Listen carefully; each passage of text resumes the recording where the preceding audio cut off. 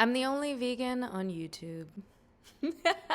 That's how I act, right? Hi everyone, my name is Nzinga Young. I run this Vegan Zinga YouTube account and I have a series called The Only Vegan. In this series, I highlight me going into very vegan, unfriendly spaces like a steakhouse, a rib festival, Buffalo Wild Wings, and I describe how I find food under these circumstances. This series has obviously garnered lots of questions, and I decided I would answer the 5 most popular in this long form video. After watching this video and getting more clarity, I hope you decide to subscribe. These are the questions that I will be answering. Let's get into it. Okay, 1. Why do I go to meat-based restaurants demanding that they make vegan food? Excellent question. I just need to make an edit. I don't demand anything. There's actually no video I've ever put up where you can find a moment where I am demanding that someone does anything. That's not my style at all. You will find no evidence of it. I do go to meat-focused restaurants and ask for either the vegan option that's already on the menu or to ask if they can accommodate an easily veganizable option. If nobody orders the vegan option, guess what? The vegan option goes away. And then you may say, well, that's fine. Why don't you just go to a regular restaurant? This was a mistake. I meant to say vegan restaurant, not regular restaurant. Yeah, I would like that. But what if I'm the odd woman out and there's a party of 10 and they all eat meat? They're not gonna all wanna go to the vegan restaurant with me. At least if there are some omnivorous restaurants that offer options for everyone, it gives me a punch list of places that when groups of people say, hey, let's go out to dinner, I can give them these 5 restaurants that I know they like and will also have one little dish for me. Okay, I hope that answers that question. Next one. Do you just make clickbait videos?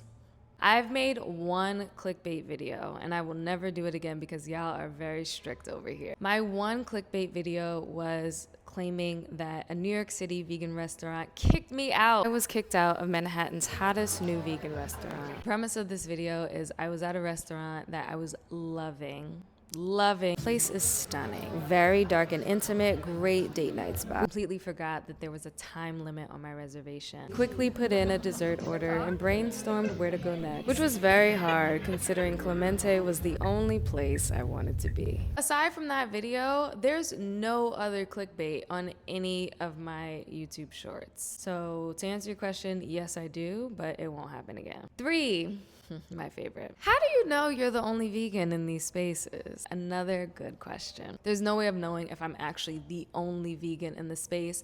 And in cases of like sports arenas, it's actually very unlikely that I was the only vegan. But the reason you think that there are so many vegans comes from a misunderstanding of what I mean when I say vegan. To me, a vegan isn't someone who only eats vegetables. A vegan is somebody who revolves their life around reducing harm to animals. A vegan doesn't buy leather, wool, fur, silk, or down.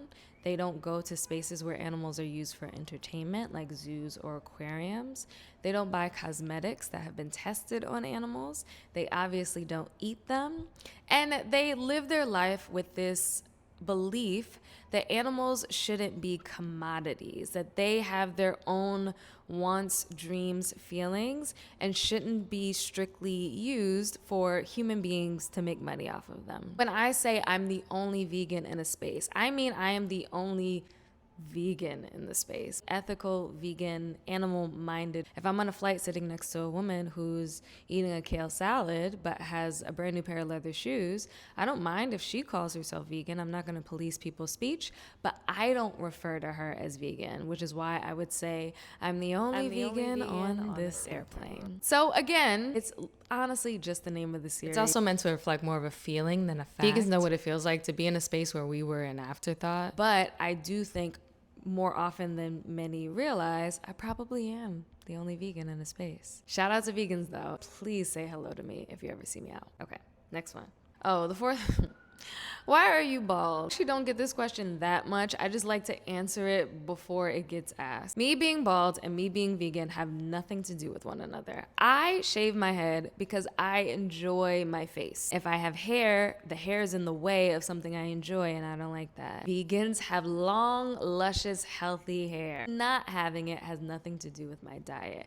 It is a personal aesthetic choice. Let's not conflate the two. For the record. And finally, a question that I have sort of already answered by answering the other questions. Why did I decide to go vegan? I believe I can live a full and healthy life without taking the life or imprisoning another animal to do so. It's very hard to avoid all harm to animals in our society, but by deciding not to eat them, not to wear them, not to support companies that test on them, it puts me in better alignment to the type of life I want to live. The true question that I wish someone asked is, if you're an ethical vegan, why are you existing so much in these spaces that do commodify animals? Why would you want to go to a rib festival if you're against animals being used? Why are you filming at Buffalo Wild Wings if you know that they make all their money from killing chickens? It is a challenge. It is a huge challenge, but I have to weigh the pros and cons.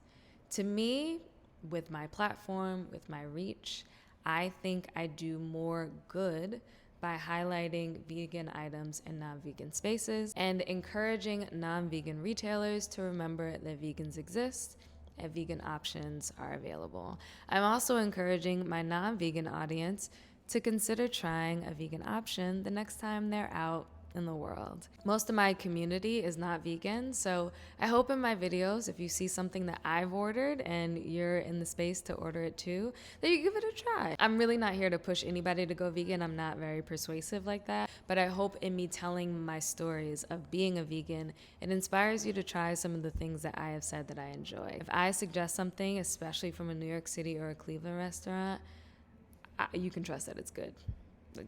I'm just saying. Because I'm fair, I'll also tell you when it's bad. So those are the answers to the questions. I hope this brings greater clarity and understanding. And if you like what you see or what you've heard, please subscribe. I am very new to long form video content. This is only the second long form video I've ever made in my life.